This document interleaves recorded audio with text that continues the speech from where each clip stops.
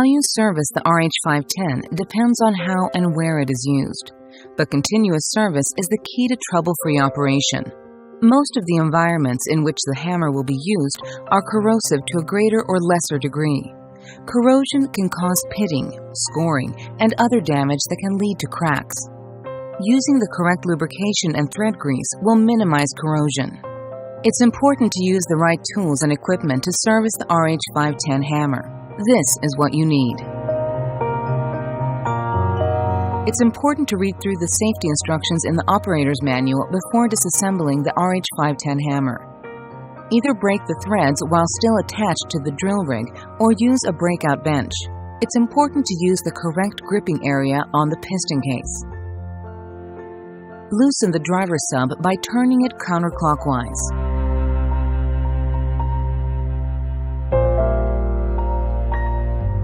Remove the bit retainer ring from bit or pull out from piston case. Disassemble it by removing the O-ring.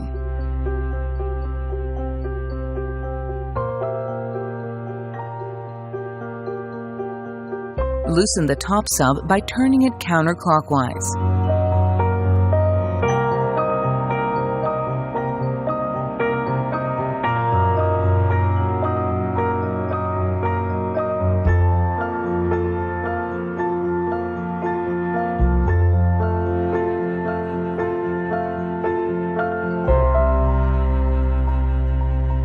Take out the feed tube retainer pin.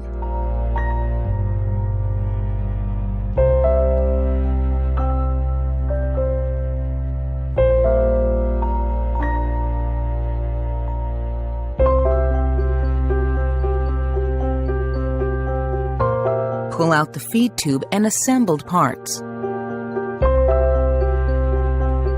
Disassemble the string of parts.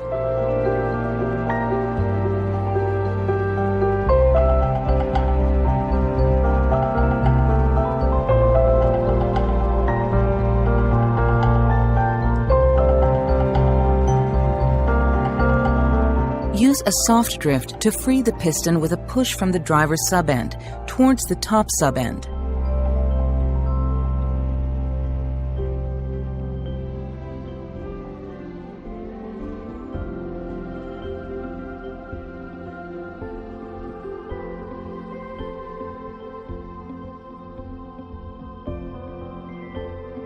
Use a soft drift to free the guide sleeve with a push from the top sub-end towards the driver's sub-end.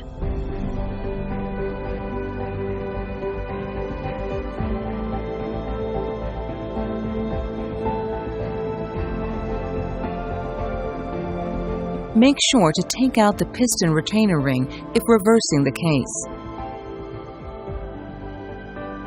During inspections, keep the operator's manual close at hand. It contains all the essential wear limit information you need to know. The RH510 should be inspected after the first 8 hours of operation. Thereafter, the inspection interval is every 100 hours of operation when drilling in hard, abrasive, wet, or muddy environments.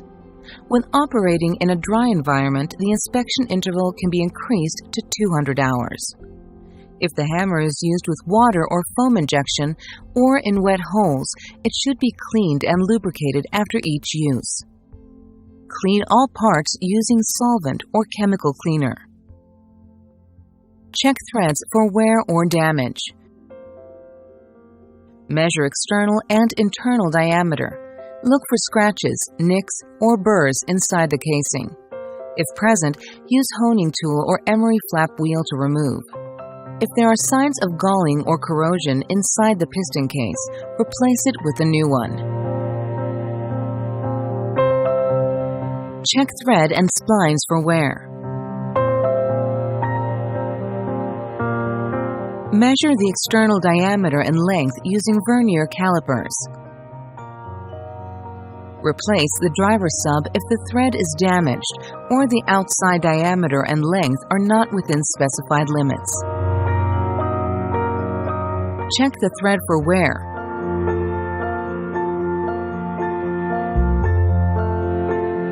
Measure the external diameter using vernier caliper. Replace top sub if thread is damaged or the outside diameter is not according to specified limits. Also, replace if the wrench flat or shoulder is worn to the point where shouldering of the mating thread is not possible.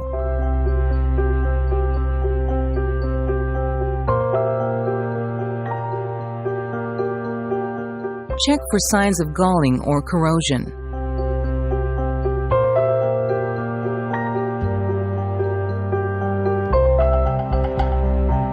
Measure the diameter according to RH510 Operator's Manual. Check the striking face. If there is pitting or erosion, polish it.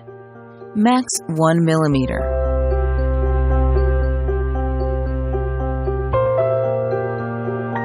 Check for wear. Also, measure to make sure it remains within specified limits.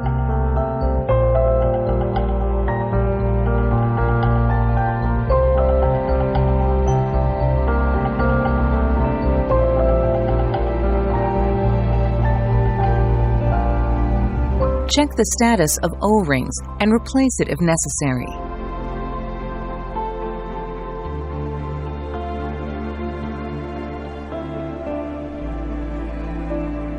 Check inside and outside for wear. Check that no galling has occurred on the bottom side of the feed tube. Also, measure to make sure it remains within specified limits.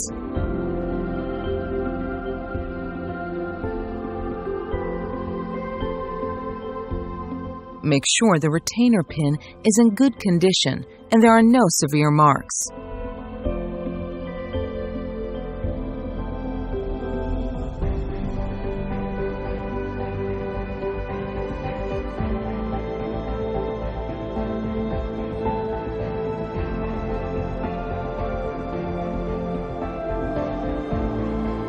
Check overall condition.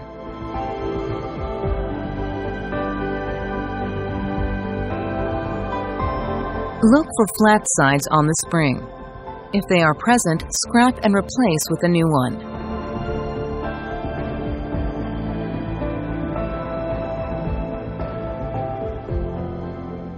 Make sure the conical side isn't damaged.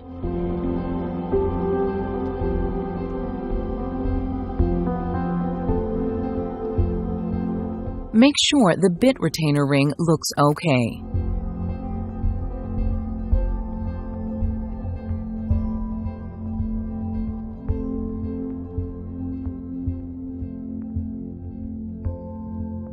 Replace the O-ring if worn.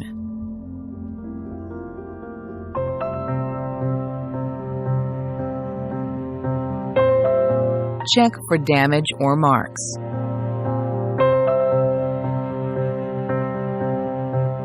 Check all parts thoroughly and replace them if necessary, including a new set of O-rings.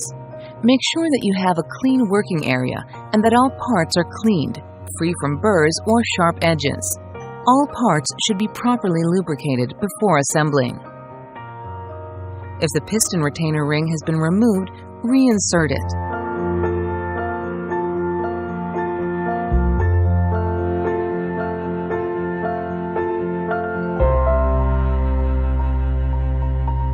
Insert the guide sleeve from the driver's sub-end with smaller diameter end first.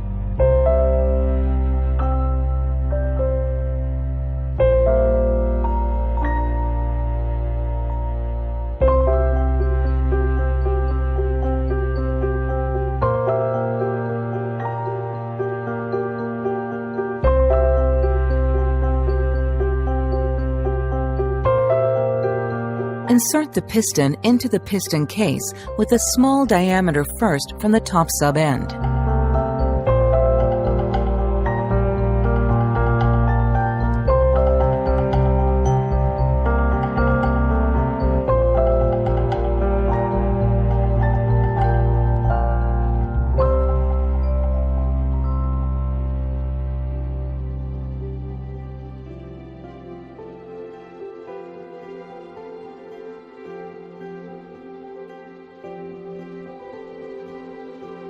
Assemble the feed tube with retainer pin. Check valve guide. Check valve spring and check valve dart. Insert into top sub.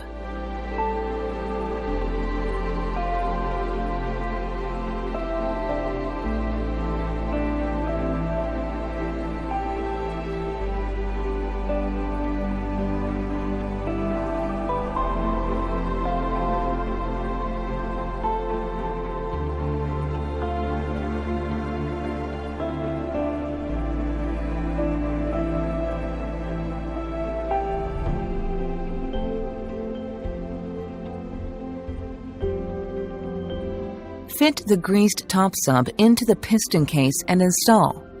Also, make sure the feed tube is properly lubricated before installing.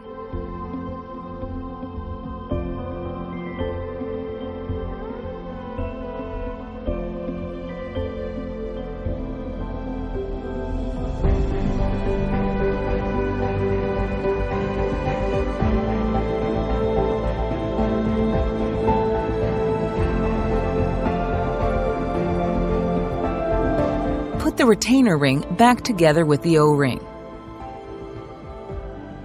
Place inside hammer.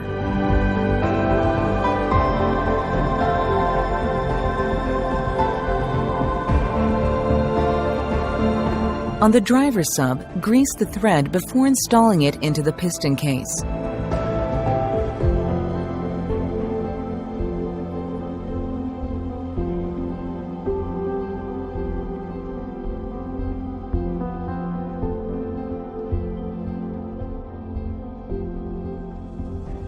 Make sure there's a gap between the driver sub and the piston case, 0.5 to 1 millimeter.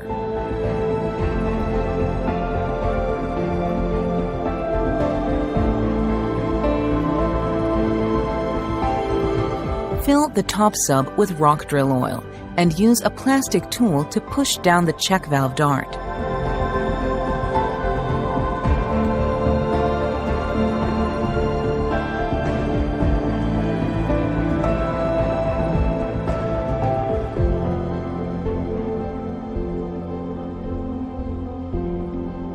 Correct storage is essential. Protect the thread and store the hammer in a horizontal position and dry environment.